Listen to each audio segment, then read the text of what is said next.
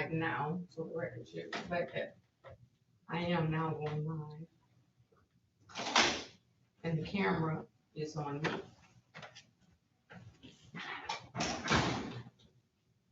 You can leave it on me while I do the instructions. Have the instructions to put it in the audience. No, we're gonna just leave it, we're gonna put it on the witness.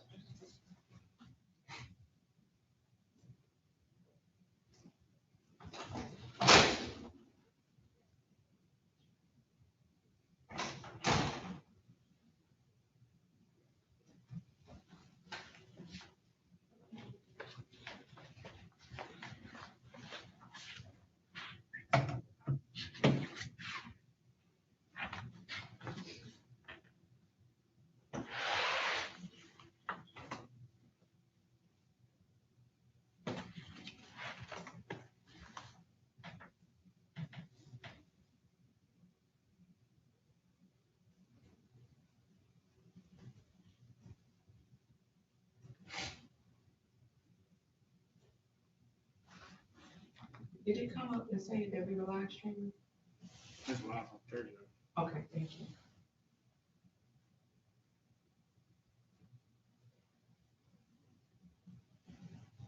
My computer is swirling, but okay.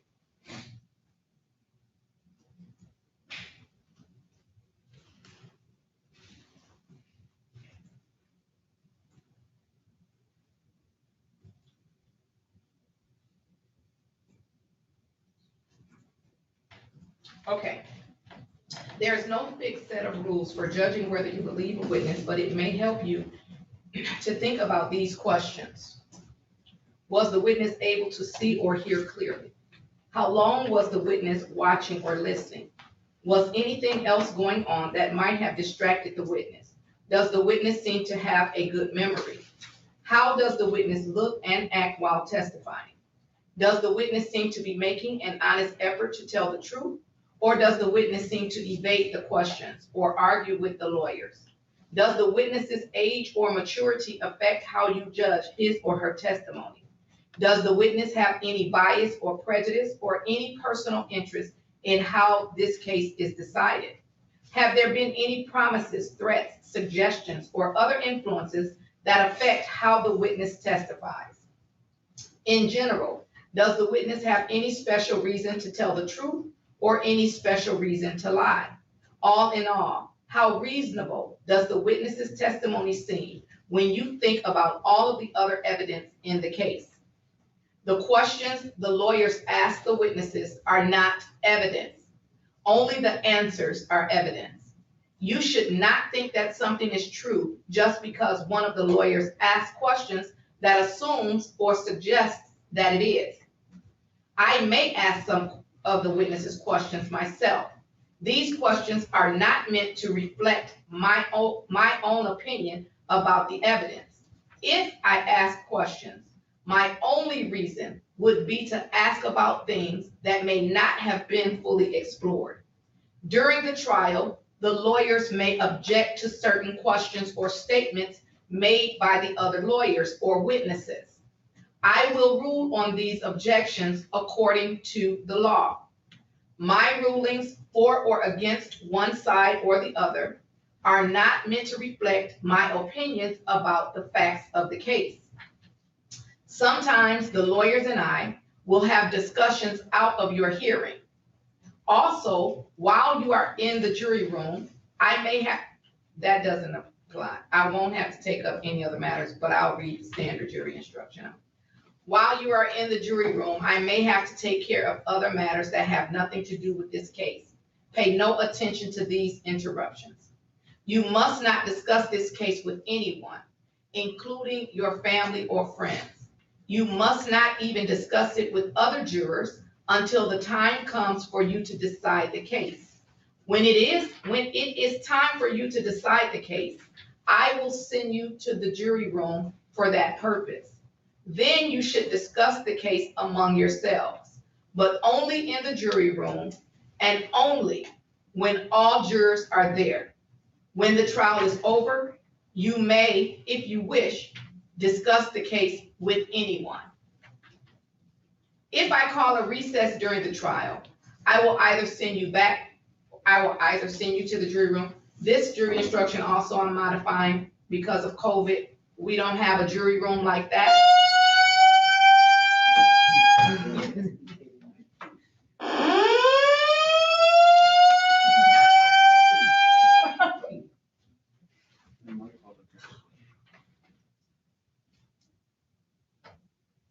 We'll wait and see if that was a test, ladies and gentlemen.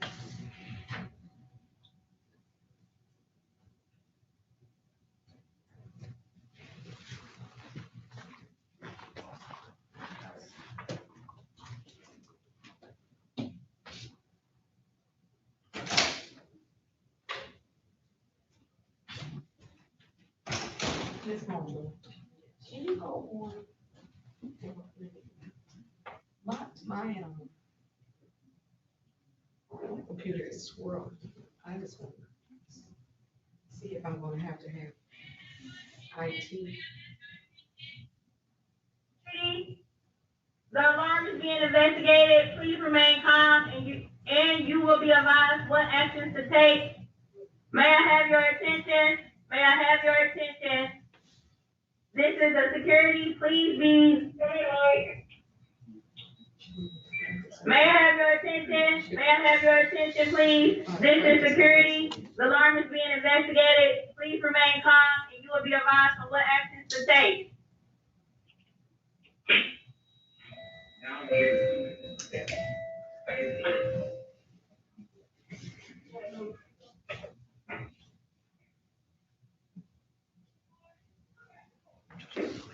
Okay, can they get off my thing?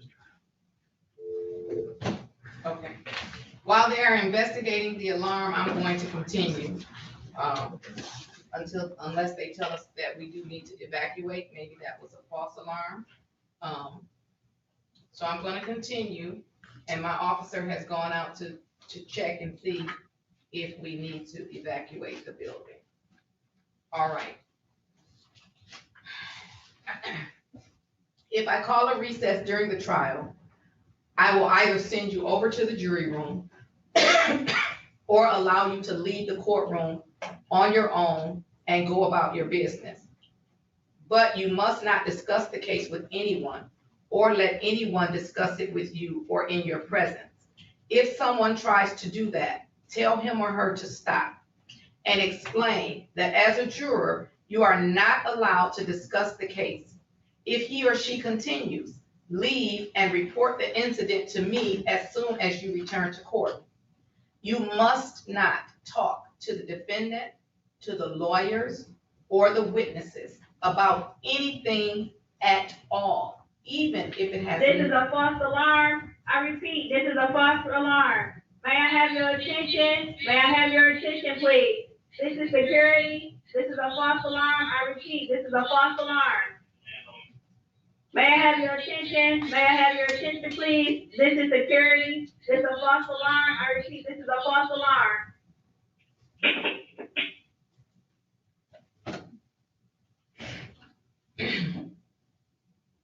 You must not talk to the defendant, the lawyers, or the witnesses about anything at all, even if it has nothing to do with the case. So I take pause here to insert this. Tomorrow, we're going to start earlier. You may see the lawyers in the hallway as you're coming in. You may see me in the hallway because this is a different courtroom kind of set up. And so I normally come through that main door as opposed to in another courtroom, I would be coming through the back door. But since you all are going to be in that jury room over there. Please, this is security. This is a false alarm. I repeat, this is a false alarm. May I have your attention? May I have your attention, please? This is security. This is a false alarm. I repeat, this is a false alarm. May I have your attention? May I have your attention, please? This is security. This is a false alarm. I repeat, this is a false alarm. We hope that they just announced that for the last time, but let's keep on going. If you see the defendant or his lawyer or me or my staff in the hallway, it is my instruction that they not even say good morning to you, that they not acknowledge your presence, that they not acknowledge you, because let's say that you saw the prosecutor in the hallway and you said, "Good morning, how are you?" And the defendant or his lawyer is standing off to the side, then they have no way of knowing what you said. They only know that you said. So with the mask on, it's a little harder to tell, but that is my instruction, that if you saw me outside at lunchtime or something, I know the court is planning to bring in lunch because a lot of places downtown are closed, but if you choose to go outside, and if you were to see me or anyone outside without a mask on, I'm not going to acknowledge you. We're not being rude, but we are just trying to make sure that we follow this jury instruction. It is very important that you only get information about the case in court when you are acting as a juror and when the defendant, the lawyers, and I are all here. You may take notes during the trial if you wish, but of course you do not have to. I have given you all notepads. Did they get ink pens as well? Yes. Notepads and ink pens. I want each of you to write your jury number on the notepad, whether or not you plan to take notes. Please write your jury number on the top of the first sheet. So if you're number 1, put a 1 on the first sheet at the top, and so on. Because we are going to collect these notebooks every day. You cannot take them with you. We will lock them up, and we need to be able to give you back your notepad. Additionally, with respect to the notes, I do not want you taking notes during opening statements nor closing arguments. Those are not, that's not evidence, and it is only the parties' theories of the case. So you can take notes during testimony and that sort of thing. If you do take notes, you should be careful that it does not distract you from paying attention to all of the evidence. When you go to the jury room to decide your verdict, you may use your notes to help you remember what happened in the courtroom. If you take notes, do not let anyone except the other jurors see them. As I indicated, you must turn them over to my court officers during recess.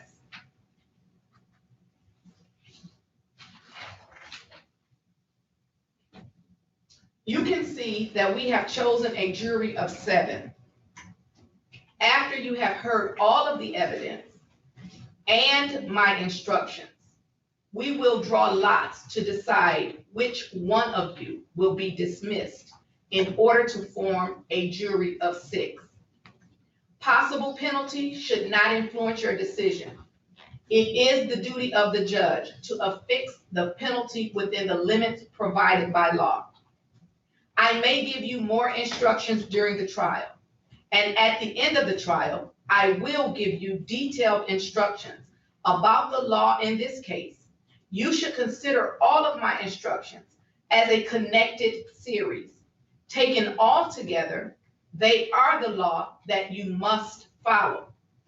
After all of the evidence has been presented,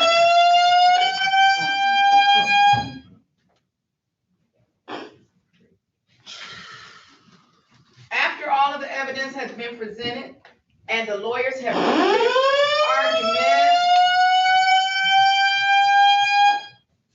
I'm gonna just call it a wrap in a minute.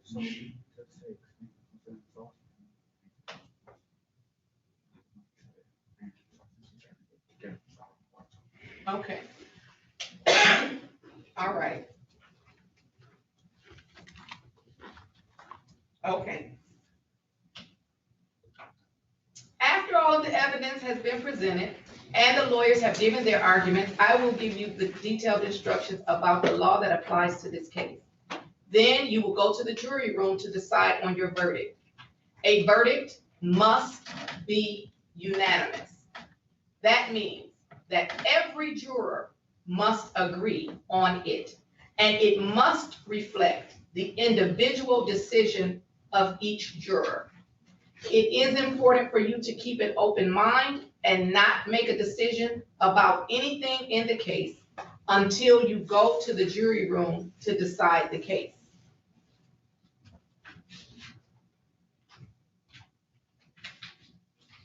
that concludes the court's second group of instructions. I read 2.1 through 2.26. Are people ready for their opening statement? Yes, Your Honor. You may proceed. Your Honor, may I stay kind of in this Bay Area with the mask on, or would you like me behind the podium for opening? You can stay there. If you're in that area, you must have your mask. Sure, Okay, I can do that. Thank you, Your Honor. you're welcome. Fine. Ladies and gentlemen, thank you for your service ahead of time. I trust that you're going to pay close attention to the next few days and all the witnesses and testimony that you hear in the coming days. For all the parties involved, this is a very important case. This may just be a few couple days out of your jobs, out of your lives for you. But for everybody involved, this is very important, and I trust and I ask that you are going to give it that proper amount of respect for the people that are up here, because this is important for them, and if it's important for us, I would ask that you take it importantly, and I know that you will, just based on all the questions that we ask back and forth during jury selection. As the prosecutor, it is my job, it's my opportunity to tell you what happened in this particular case, and then to prove my case in the coming days. And I won't be around the bush anymore. I'm sure you, just based on some of the questions you were getting, you were wondering what happened in this particular case. You will hear in the testimony in this particular case that the defendant, Mr. Taylor, is a Detroit police officer. He is assigned to he was assigned to the Special Response Team back on February 22nd, 2019. He reported to work that day at 17825 Sherwood in the city of Detroit, County of Wayne. That is the Detroit Metropolitan Division. There are a lot of units and teams of the Detroit Police Department that are assigned to that particular facility. The defendant, Mr. Taylor, showed up to work that day with a dog. This dog's name was Flash. He was possibly being trained as a canine officer. He was a German Shepherd. He was still actually a puppy at that point in time. He was a grown juvenile, you could say. He was not a canine dog yet at that point in time. He had not gone through the proper training. And it's important to note that the defendant, Mr. Taylor, was not a trained canine officer at that time. What he was doing at that moment in time was fostering this dog. He was raising this dog. He was taking care of this dog on the chance that Flash might grow up, go through the training, graduate, and become a canine officer himself. It was important at that point in time for Flash to come in, be with the police officer, be around other police officers, start to acclimate to that particular type of environment of being around police officers, of being in police stations, things like that. It's important to get that kind of stuff, to get that type of training into a dog when it's still kind of in its early puppy stages, to acclimate it to that type of life, if that is indeed the road that a dog would go. Not every dog graduates to becoming a canine officer. During this stage, they kind of weed them out and they decide which dogs are acclimating well to this process, and which dogs have kind of the IQ and the disposition for training, which dogs do not. So that is the stage that Flash was at this point in time on February 22nd, 2019, when Mr. Taylor showed up to the police department with him. You're going to hear from a number of police officers in this particular case who are all showing up to work that particular day. There is one police officer who is going to say that he saw Mr. Taylor and Flash show up to work as early as 8:20 a.m. on this particular day. The facts will show, and the testimony will show, that officers started to show up for their shift that would have started around 9 a.m. They're all in different units, things like that. Some officers were just talking to each other before their shift started, talking about what they were going to do that day. The defendant, Katat Taylor, at some point in time, the evidence will show, took Flash into the office dedicated for canine officers. Inside of that room, you will likely see pictures and you will hear testimony that there was a treadmill set up inside of this canine room. It is a treadmill made specifically for dogs, specifically to exercise them. And you get a lot of police dogs that actually work out on these treadmills because you need the dogs to work out, be lean, be muscular if they're going to do this type of line of work. So it is made, this treadmill is made specifically for the exercising of dogs. The evidence will show that Mr. Taylor likely leashed Flash up to this treadmill sometime between 8:45 and 9 a.m. That is because you will hear testimony that Mr. Taylor was speaking to another sergeant in the police station sometime around 9 a.m. and he did not have Flash with him at that point in time. The other police officer did not know where Flash was, but he took note that Flash was not with Officer Taylor at that point in time. And the defendant, at some point during this conversation, probably around approximately 9:02 a.m., said that he needed to go check on Flash. Around 9:10, sometime between 9:10 and 9:15 a.m., the evidence will show that officers started to be notified that something was wrong with Flash. The Flash was in distress. There was an officer that came into the briefing room, or a lot of the officers were starting to gather for the beginning of their shift, and came in and said, something is wrong with Flash. Witnesses went to the canine room. You will hear testimony from one of the witnesses that said that they saw Flash still leashed to the treadmill. At the base of the treadmill was still running, and the defendant was trying to render aid to Flash at that point in time. Other officers came in, including Sergeant Oscar Garza. You will hear from Sergeant Garza, who is indeed, he is the head of the canine unit at the Detroit Police Department. He had a medical kit specifically for this reason. He will testify that he brought in the medical kit and actually started to try and do chest compression and try and resuscitate Flash in some kind of way. This is all at approximately 9:15 a.m. The officers very shortly after left the police precinct at 17825 Sherwood where this was happening. And some of the officers actually went with lights and sirens to the vet's office in Dearborn Heights where they take their police dogs. It was approximately a 15-minute trip. When they got to the vet's office, Flash was pronounced dead at that point in time.